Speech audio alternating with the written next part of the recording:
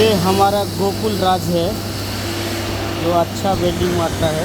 थोड़ा मास्क नीचा करो भाई, तभी तो मालूम चलेगा गोकुल जी वेल्डिंग मार रहे हैं, अच्छा वेल्डिंग मारते हैं।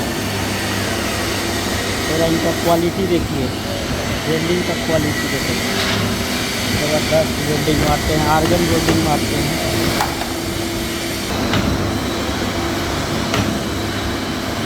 देखिए वेल्डिंग के ऐसा मारा जाता है, बहुत खतरनाक काम है भाई वेल्डिंग मारना।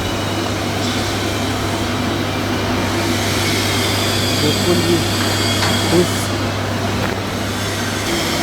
हाइड्रोलिक ऑयल टैंक में वेल्डिंग मारते हैं, बहुत अच्छी चीज़ है हाइड्रोलिक का। हाइड्रोलिक का ऑयल इसी में रहता है, प्लस डीजल टैंक के जैसे भी टैंक बनाया गया है, इसमें ये वेल्डिंग मार रहे हैं। पावर देखिए कितना रखे हुए हैं, मशीन का पावर देखिए कितना रख के मार रहे हैं।